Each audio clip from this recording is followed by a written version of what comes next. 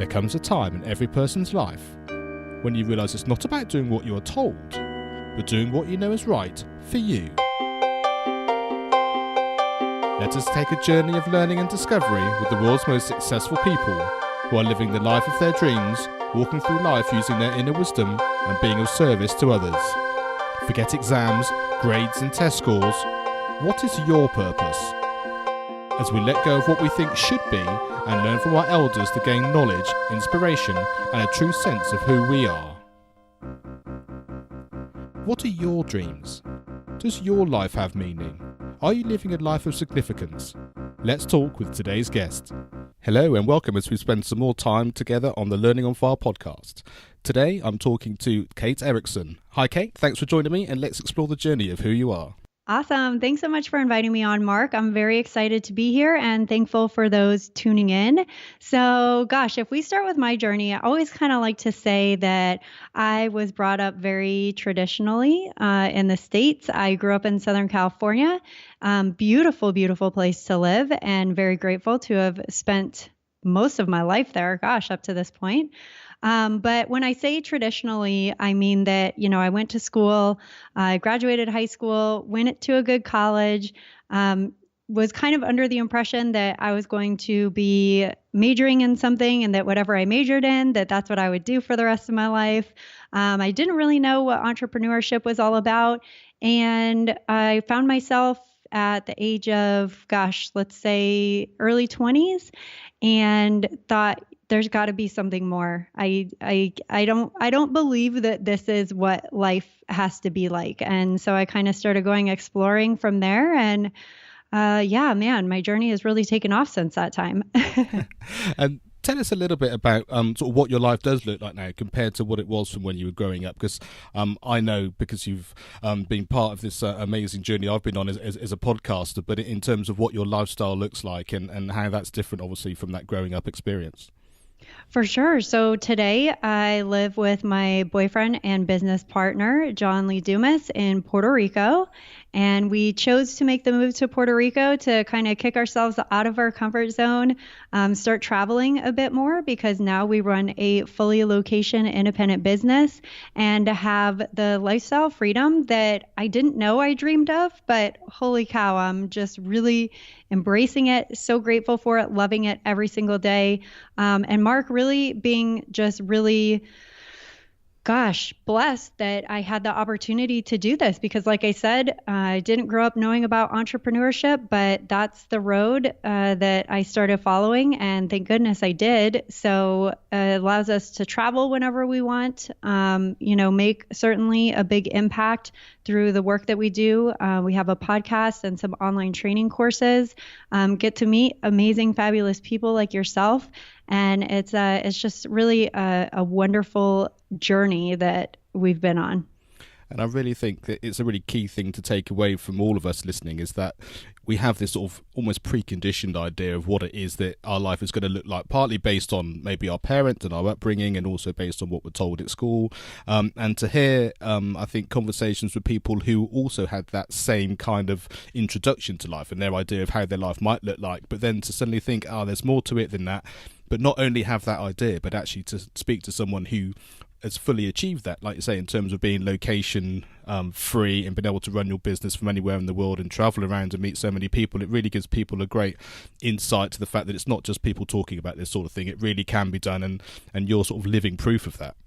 Yes, definitely. And I wish that I would have been introduced to it way, way, way sooner. I wish that instead of, I remember when I was in high school, there was a project that we did in class, and they gave everybody a newspaper and they had us look at the investment section, and they had us draw out a budget, I believe it was.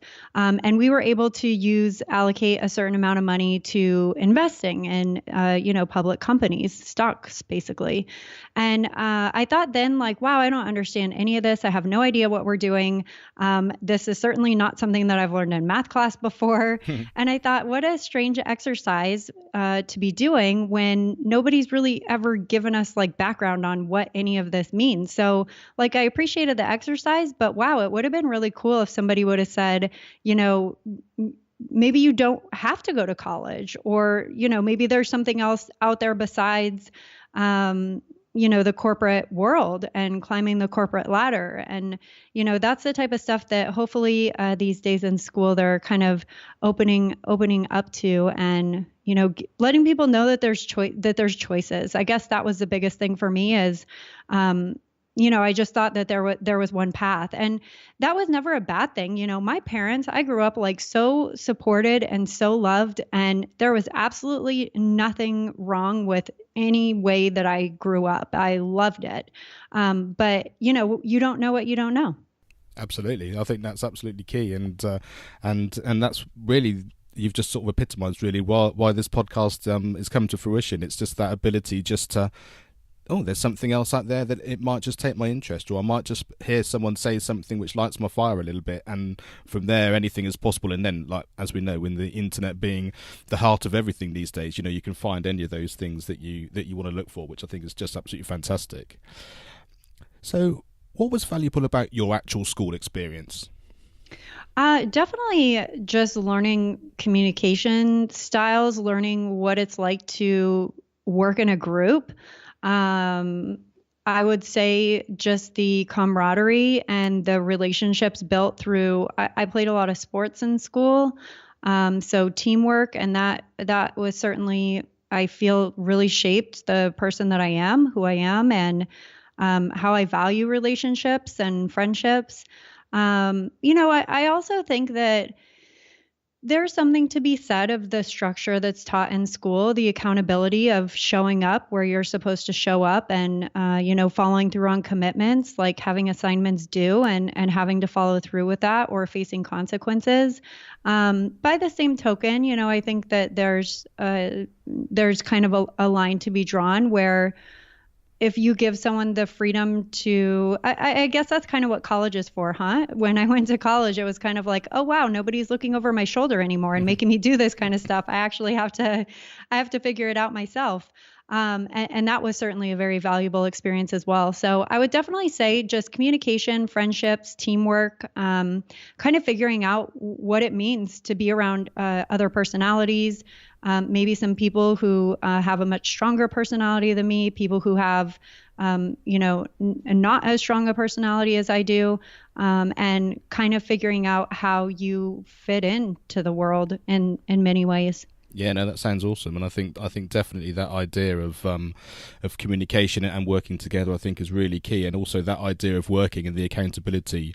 I definitely know that from being self-employed. Being only accountable to yourself or having an accountability partner to support you is a really key thing. And I think that transition probably between school and college and actually suddenly being on your own doing that is a key indication in terms of just stepping up, isn't it? Just growing up and just actually a slight shift in the way things work. And I guess carrying on from that, I mean, which teachers do you remember from your school days, and why do you remember them specifically?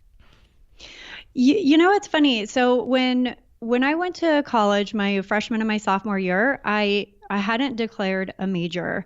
And I remember going into my counselor's office like sometime during sophomore year, and them saying like, hey, if you're on the 4-year plan, you need to declare a major, or else you're not going to have enough time. Like, you literally won't have enough time to fulfill all the credits necessary to be able to call something a major, because, you have to have a certain amount of credits in certain areas.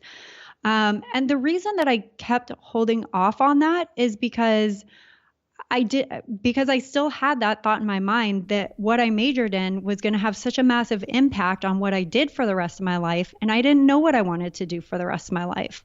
So I was very hesitant to choose that major, but I ended up choosing English, and it was strictly because my English teachers were like the people that I resonated most with.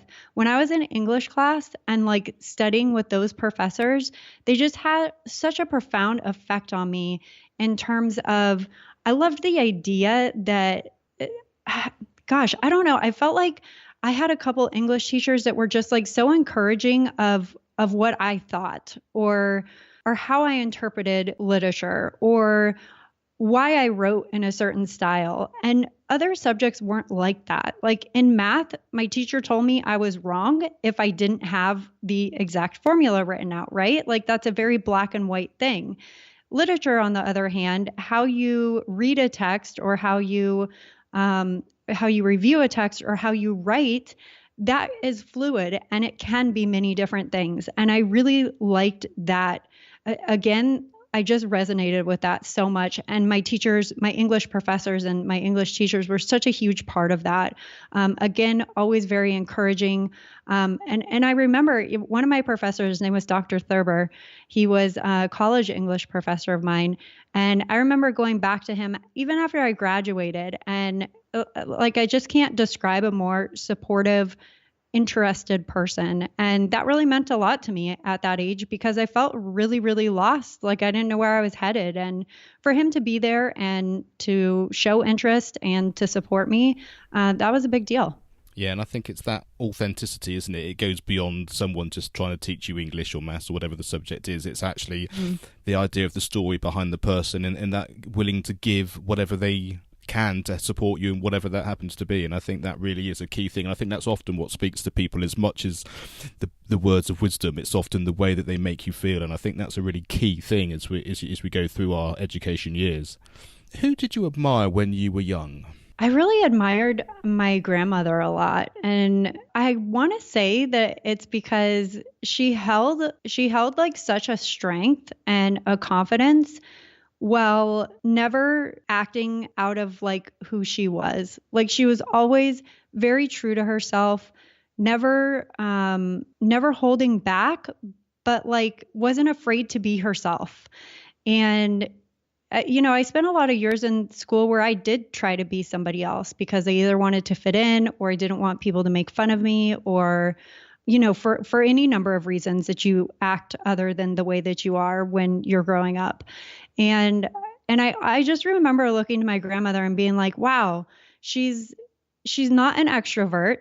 She was not so many things that people would envision as like this strong, confident person, yet she still exuded those things. And I thought that's really special that she doesn't have to be somebody she's not to still hold strength and confidence. And that has come back to me throughout my life time and time again, because strength and confidence are two things that I've struggled with a lot over the years. And especially becoming an entrepreneur, Mark, I'm sure as you can relate, going off on your own and suddenly being responsible for creating something that impacts people and wondering whether or not anyone's listening or wondering whether you're making the impact you want to make, that is really tough. It's really challenging. And so yeah, that's why I really looked up to her. And that's why I thought, I hope that someday I can be like that too. I want to always be authentic and, true to who I am, but I still want to have that strength and that confidence that I always saw in her. I think that's great. And I think that amount of impact that someone has when it just comes from them being who they are, then, like you say, that authenticity about you being secure enough to be who you are as well. And it's that kind of thing that we often learn from people, not just by what they say, but just what they do and also how your relationship with them, I think, which actually helps you grow because you can identify that in a non-verbal kind of way. And I think to have that ongoing relationship, especially when it's someone within your family, I think, like I say, that it has an impact far beyond anything that most people could articulate in that kind of way, which I think is absolutely fantastic. Most definitely. What was the best piece of advice you've ever been given and who gave it to you? Oh, that would have to be my dad.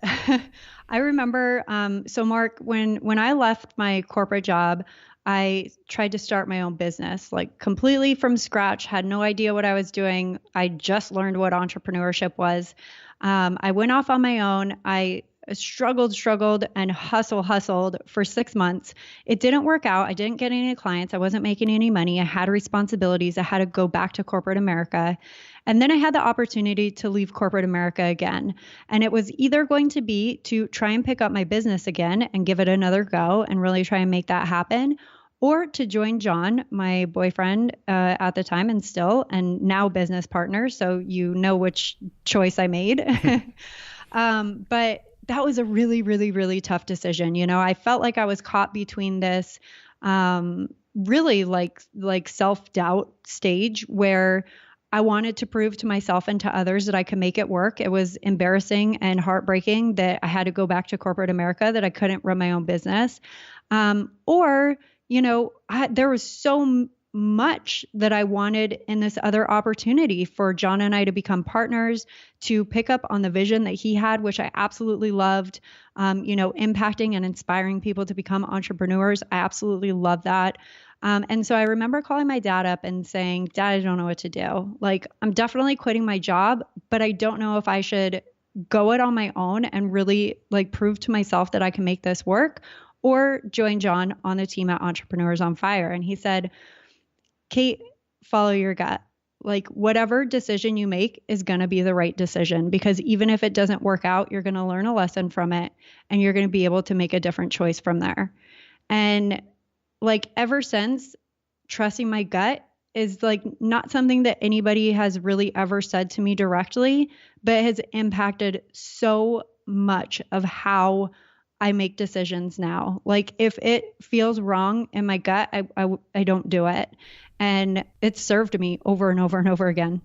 I think it's really, really great advice, because often we end up in this scenario where our brains are saying one thing, the logical thing is this, but actually deep inside, whatever our path is and whatever our journey is, it can often take us completely out of our comfort zone. And I really like the aspect of that it's, even if it doesn't work out in a way that you think it might do or you'd like it to, you still learn something, you're still growing, you're still actually making the best choice for you, because actually you never unlearn the things that you've gone through. And I just think that's really, really, really valuable and really insightful and very supportive then, because it takes a little while, I think, sometimes to really sort of give yourself enough time to really feel what your gut is, because it's quite hard to separate that sort of inner strength, isn't it, and what your mind's doing, I think. But if you can find a way of doing that, whether it's, I guess, meditation or spending time on your own or chatting with family, whatever your guidance is in terms of doing that, but really understanding who you are, and then especially actually going back and doing this thing again, like you said, when effectively you're retracing the steps you've done, whether it's changing your job or getting out of a previous job or starting another business.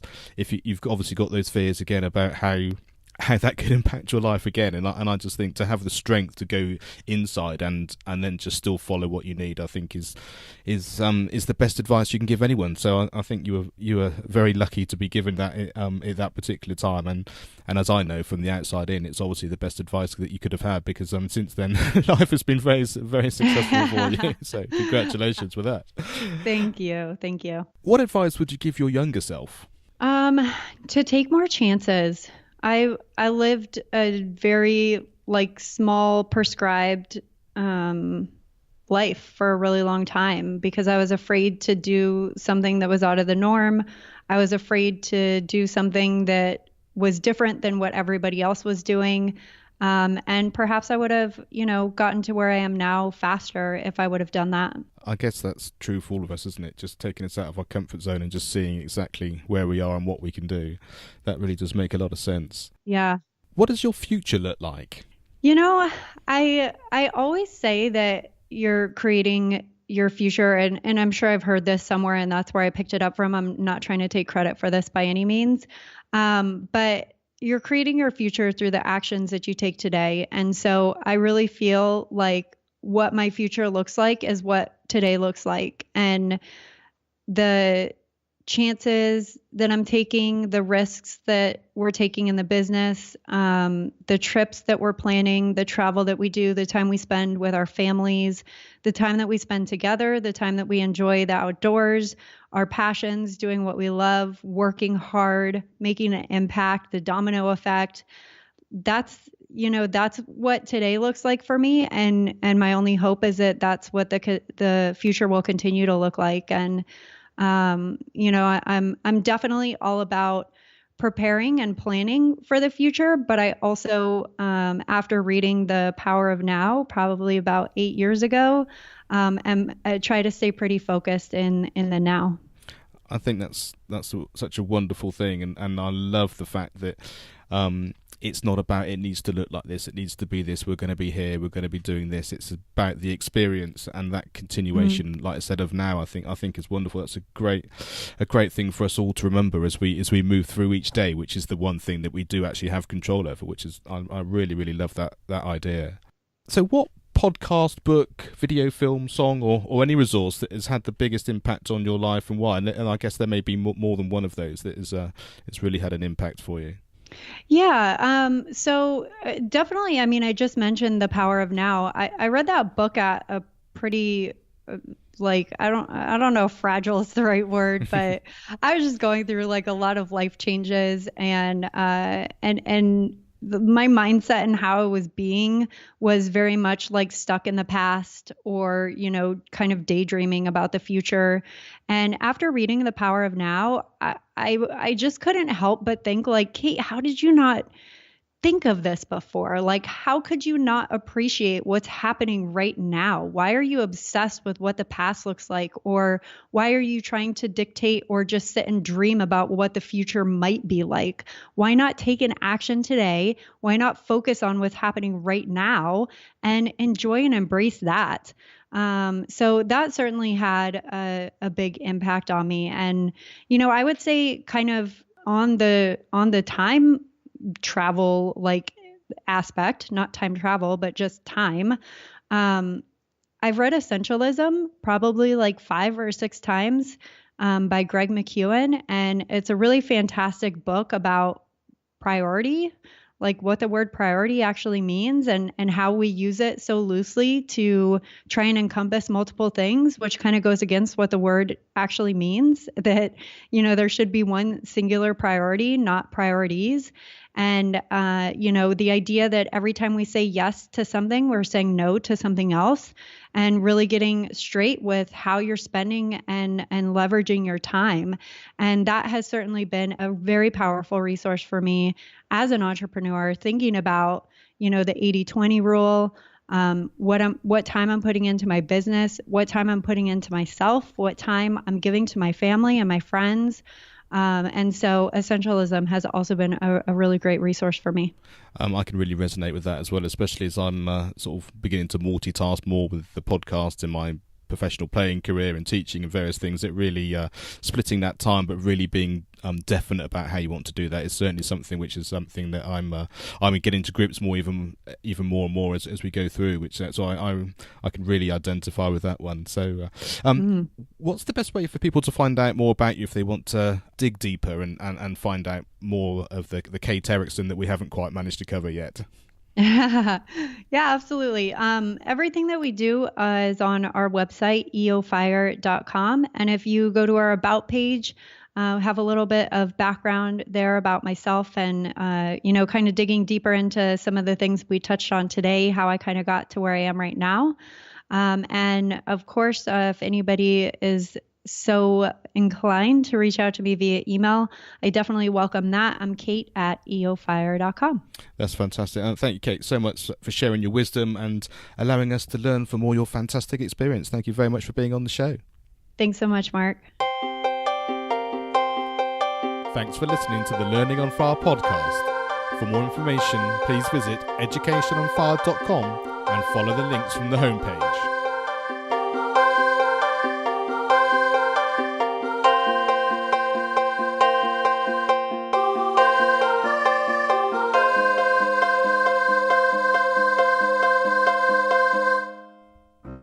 Education is not the filling of a pail, but the lighting of a fire.